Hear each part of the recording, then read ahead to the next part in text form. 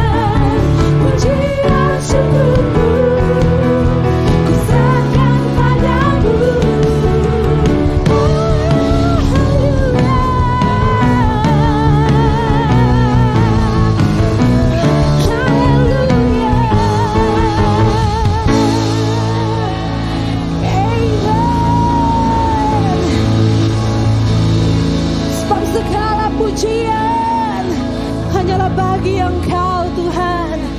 Haleluya, haleluya. Yes Lord, betapa kami kagum akan Engkau Tuhan. Sungguh Engkau tiada tertandingi. Oh Lord, oh Lord. Thank you Jesus. Anugerah-Mu kepadaku tak pernah berubah. Perbuatan-Mu terlukiskan di dalam hatiku. Tercenangku dibuat-Mu, terkagum padamu. Tak ada hal di hidupku yang luput darimu. Kau indah, Kau mulia, tiada seperti-Mu. Ku ingin hidupku menyenangkan-Mu. Kau terawal dan terakhir, pencipta segalanya. Seluruh bintang pun bersinar oleh ucapan-Mu. Engkau pun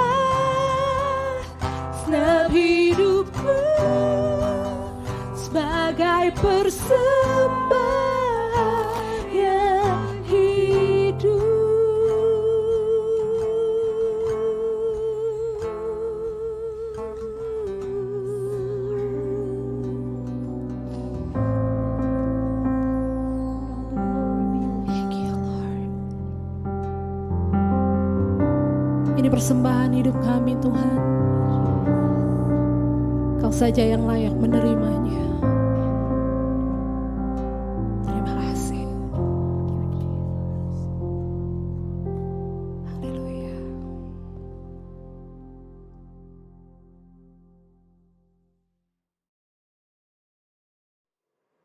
Haleluya. Mari siapkan hati kita untuk mendengarkan firman Allah. Karena firman Allah lah jawaban seluruh hidup kita. Mari kita mengawalinya dengan doa. Bapa di surga, kami terus mengucap syukur. Karena ada firman Allah yang menjadi penopang, penuntun hidup kami. Itu sebabnya biar Engkau mengurapi kami semua. Biar mata hati kami menjadi terang untuk mengerti firman Allah. Dan biar kami terus ada dalam kehendak-Mu. Terima kasih Tuhan. Kami siapkan hati kami untuk menerima firman Allah. Di dalam nama Tuhan Yesus Kristus kami berdoa. Haleluya. Amin. Saudara-saudara, hari-hari ini melihat di depan mata kita tentang kenyataan yang sedang terjadi. Tentang penderitaan, kesakitan, bahkan kematian. Menimbulkan banyak pertanyaan di benak orang-orang. Banyak sekali yang mereka tanyakan. Dan saking banyaknya pertanyaan, dan kalau pertanyaan itu tidak terjawab, banyak orang menjadi bingung. Nah, orang yang bingung ini merasa kehilangan pijakan. Lebih jauh lagi ada orang merasa kehilangan orientasi. Kehilangan arah hidupnya. Bahkan sampai ada orang yang berkata kehilangan makna hidupnya. Tapi puji Tuhan. Bagi saudara dan saya, orang yang percaya Tuhan. Orang yang telah diselamatkan.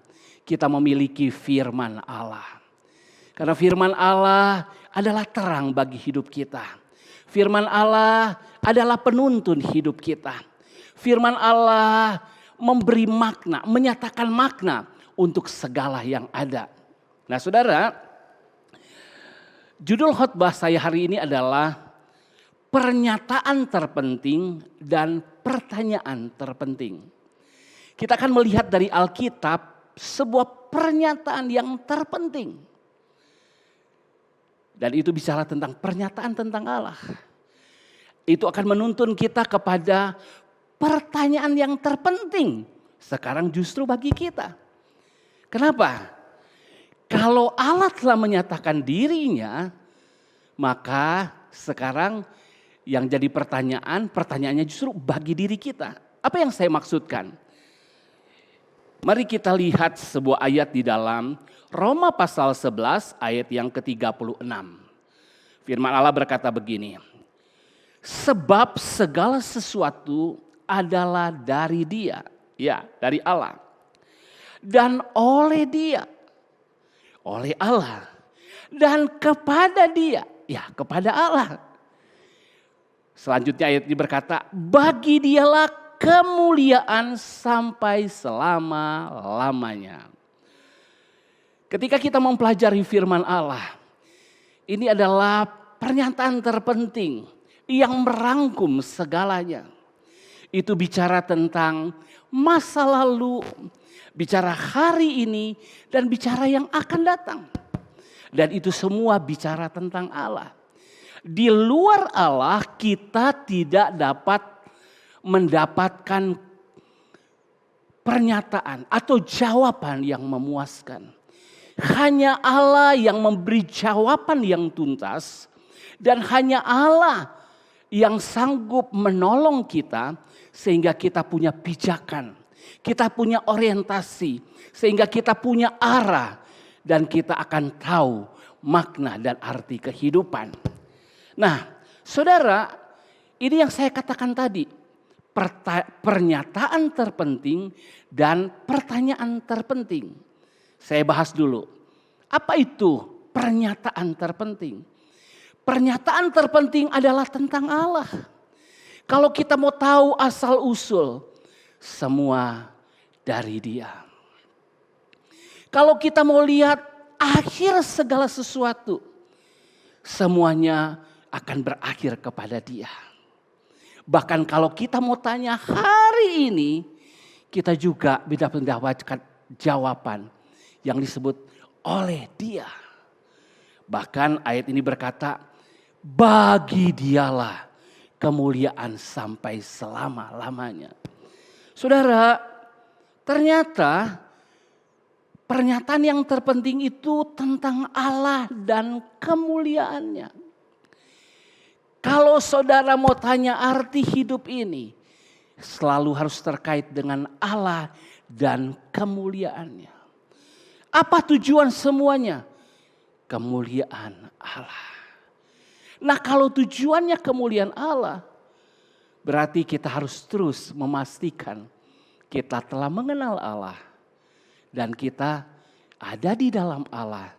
Dan bahkan kita akan berakhir bersama-sama dengan Allah. Coba saudara lihat, segala sesuatu berhubungan dengan Allah. Di sini dikatakan segala sesuatu dari Allah. Kita paham dunia ini segala sesuatu ada karena ada namanya penciptaan. Kalau orang tidak pernah menemukan sumbernya, pasti akan selalu terjadi keraguan hidup. Tetapi firman Allah berkata, langit dan bumi ini ada. Segala yang ada di dunia ini ada.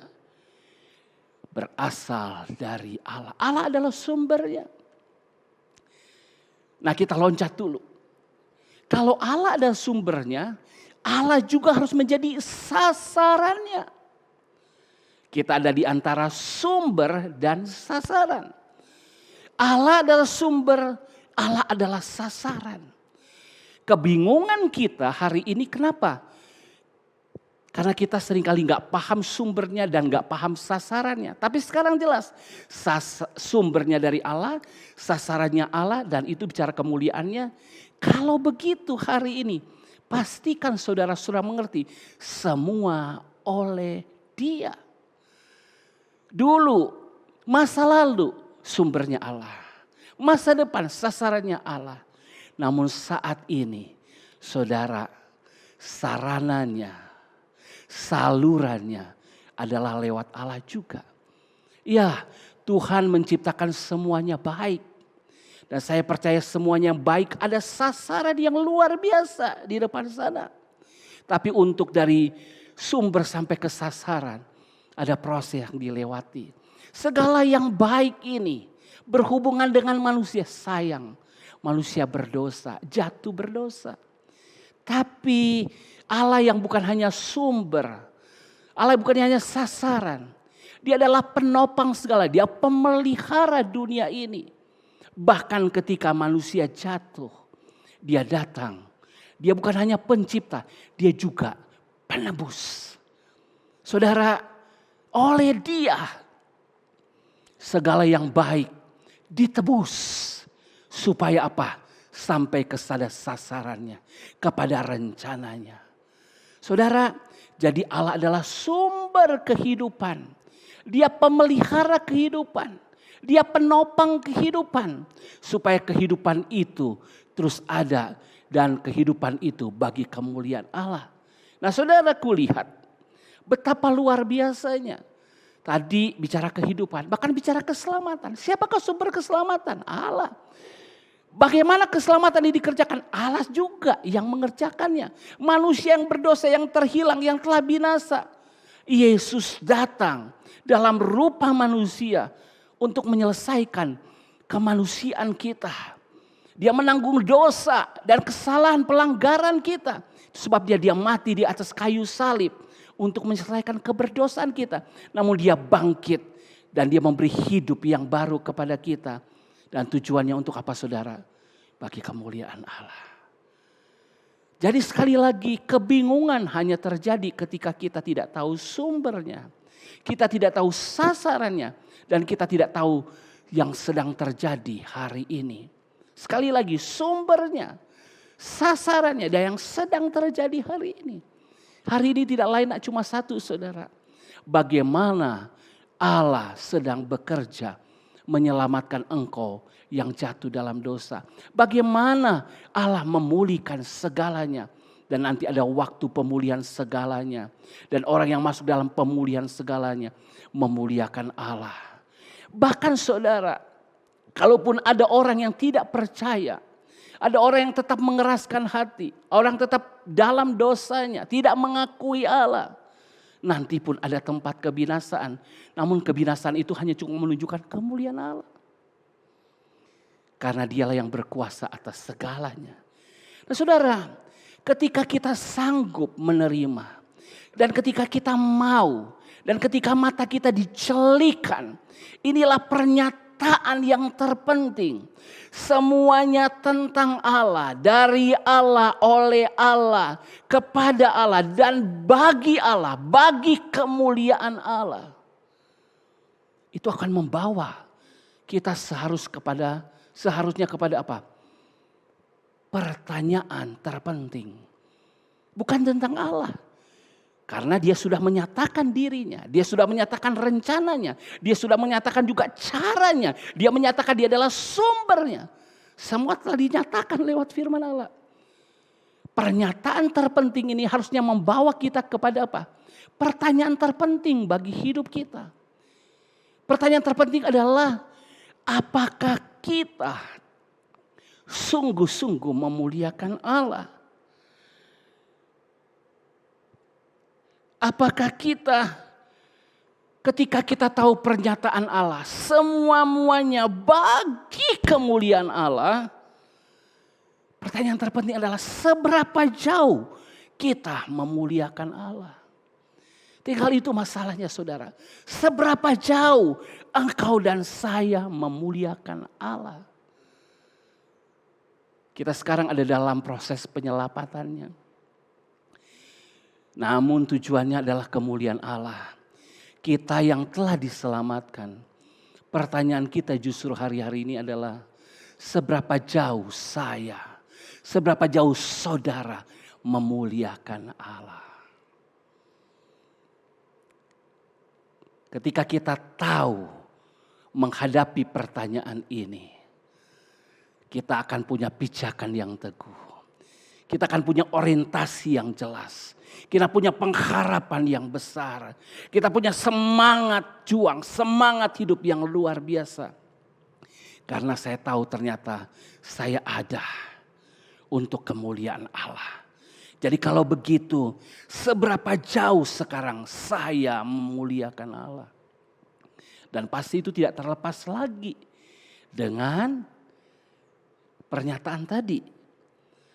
Kalau kita mau memuliakan Allah, pastikan segala sesuatu dari Allah. Segala sesuatu oleh Allah. Dan segala sesuatu kepada Allah. Mari kita lihat. Kalau kita mau berkata, Tuhan, hidup saya ternyata bukan tentang saya. Hidup ini bukan tentang hal yang lain. Tetapi tentang engkau dan kemuliaan. Oh, dan aku mau pastikan ketika aku telah diselamatkan. Arti hidupku adalah untuk memuliakan Allah. Saudara mesti pastikan. Apapun yang saudara lakukan untuk memuliakan Allah. Bersumber dari Allah. Ya, bersumber dari Allah. Karena firman Allah katakan kebaikan manusia adalah kain kotor. Kebaikan manusia, kebenaran, keselamatan, kain kotor di hadapan Tuhan. Mana bisa memuliakan Allah. Itu sebabnya pastikan saudara yang pertama saudara. Ketika saudara ingin memuliakan Allah. Itu sumbernya dari Allah. Apa maksudnya saudara?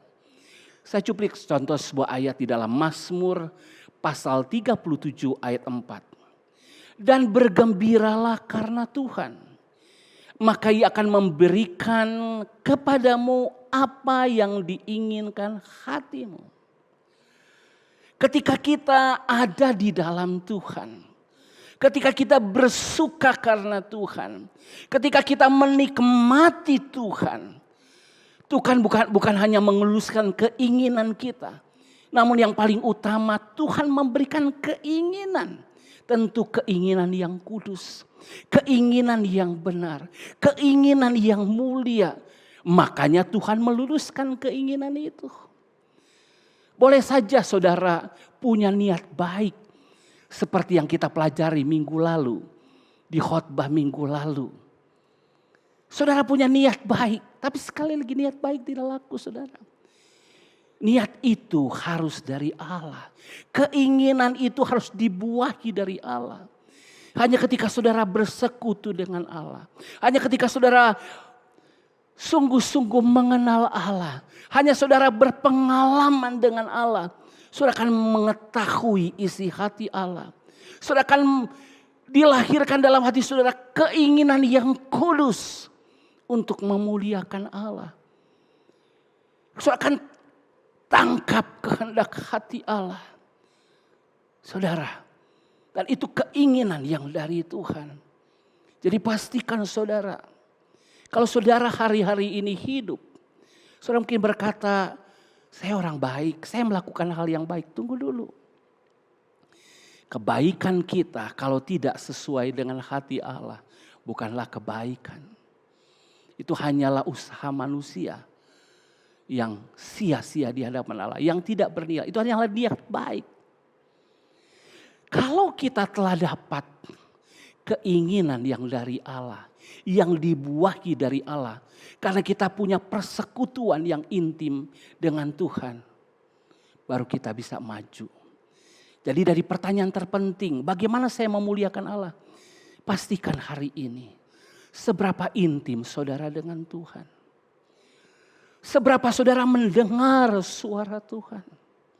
Seberapa saudara melihat pewahyuan dari Tuhan. Seberapa saudara menangkap isi hati Allah dalam hidup saudara. Dan itu dimulai dari keintiman saudara dengan Tuhan. Dimulai dengan bagaimana saudara tinggal di hadirat Tuhan. Bagaimana saudara mencerna, meremakan, merenungkan firman Allah. Kalau saudara sudah dapat keinginan dari Tuhan. Mendapat kehendak Tuhan. Langkah selanjutnya. Kalau saudara sudah dapat sumbernya. Sekarang biar juga oleh Dia. Sekali lagi, menjadi Kristen itu bukan melakukan hal yang baik saja. Menjadi Kristen itu bukan melakukan apa yang dilarang, tidak melakukan yang dilarang dan melakukan yang diperintah. Lebih jauh dari hal itu, saudara. Kekristenan sejati adalah berkata, adapun hidupku ini. Bukan aku lagi, Kristus yang hidup di dalam aku. Dan hidup yang kuhidup ini hidup oleh iman di dalam Kristus. Artinya apa saudara? Sekali lagi. Kita melakukannya bukan dengan kekuatan kita. Itu sebabnya saya akan mengulang lagi. Sakarya 4 ayat 6. Bukan dengan keperkasaan. Dan bukan dengan kekuatan.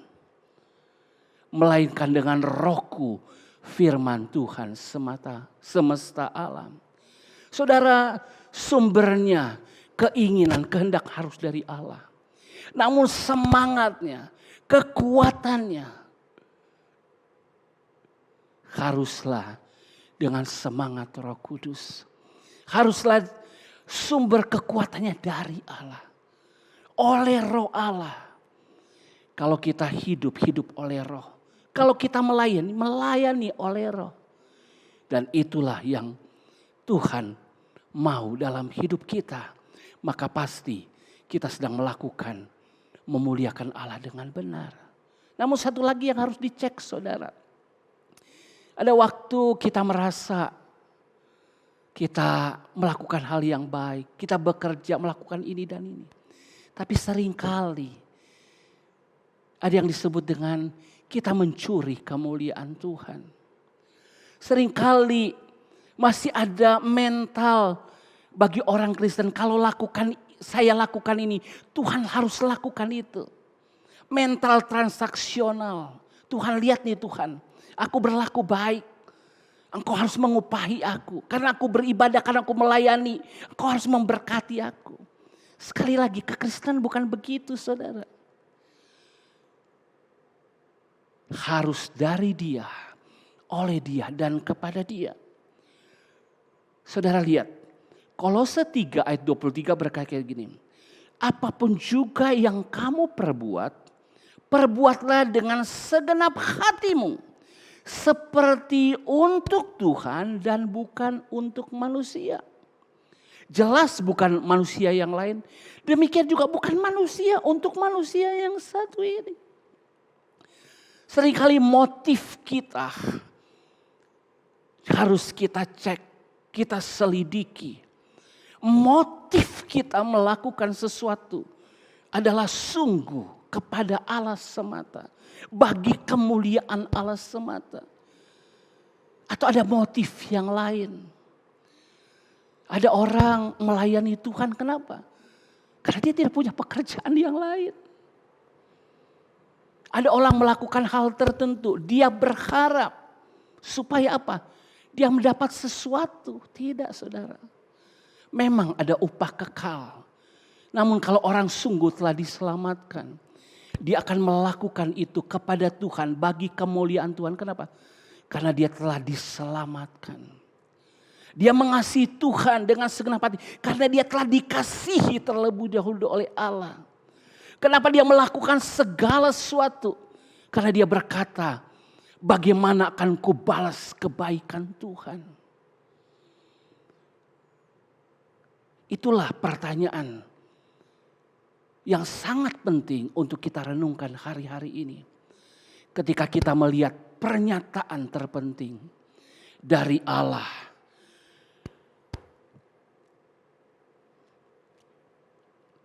Yang berkata, sebab segala sesuatu adalah dari Dia, oleh Dia, dan kepada Dia. Bagi Dialah kemuliaan sampai selama-lamanya. Ini pernyataan tentang Allah dan kemuliaannya. Semuanya tentang Allah dan bagi kemuliaannya. Itu pernyataan yang sangat penting. Jadi sekali lagi, pertanyaan yang sangat penting. Sejauh mana engkau dan saya memuliakan Allah? Sejauh mana engkau dan saya memuliakan Allah? Mari cek hidup kita. Mari cek sumber niat baik kita.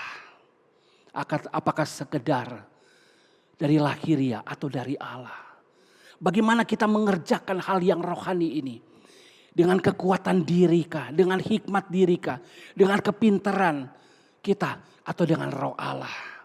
Dan cek sekali lagi motif kita. Apakah kita melakukannya semata-mata karena kita mengasihi Allah. Semata-mata demi kemuliaan Allah. Kenapa? Karena kita telah menerima kasih-Nya, penebusannya, kebaikannya, keselamatannya. Tuhan menolong kita untuk melihat ayat ini. Sadari pernyataan yang sangat penting tentang Allah dan kemuliaannya. Dan sadari pertanyaan bagi diri kita. Kalau saya hidup hari ini, sejauh mana hidup saya memuliakan Allah? Bagaimana saya memuliakan Allah? Biar Tuhan menolong kita. Kita didapati sesuai dengan kehendak-Nya. Sesuai dengan maksud-Nya. Haleluya. Mari kita berdoa. Bapa di surga, terima kasih buat firman. Di tengah kebingungan. Di tengah banyak orang kehilangan arah, kehilangan pijakan. Sekali lagi Engkau datang dengan firman-Mu. Memberi pernyataan yang sangat penting. Hidup ini, bahkan segala-galanya adalah tentang Allah dan kemuliaan Allah. Itu menolong kami untuk bertanya. Sejauh manakah kami memuliakan Engkau? Bagaimanakah kami memuliakan Engkau? Karena ketika kami diselamatkan untuk kemuliaan Allah, untuk rencana Allah, biar Tuhan menolong kami menangkap isi hatimu untuk kami memuliakan Engkau. Biar kami melakukannya dengan kekuatan yang dari Engkau, kekuatan Roh Allah. Dan bahkan biarlah kami melakukannya dengan motif yang benar. Semuanya demi kemuliaan-Mu. Karena kami tidak dapat balas kebaikan-Mu, kasih-Mu, penebusan-Mu bagi kami. Selain kami mau berkata betapa mulianya Engkau. Dan selayaknya aku memuliakan Engkau. Dengan yang terbaik Tuhan. Terima kasih Tuhan buat firman-Mu. Menolong kami semua untuk hidup. Menggenapi rencana-Mu dalam hidup kami. Sampai kemuliaan-Mu dinyatakan. Di dalam nama Tuhan Yesus kami berdoa, syukurkan firman Allah ini. Haleluya. Amin. Tuhan Yesus memberkati saudara. Mari kita terus memuji dan menyembah Tuhan. Mari kita nyanyi bersama. Haleluya.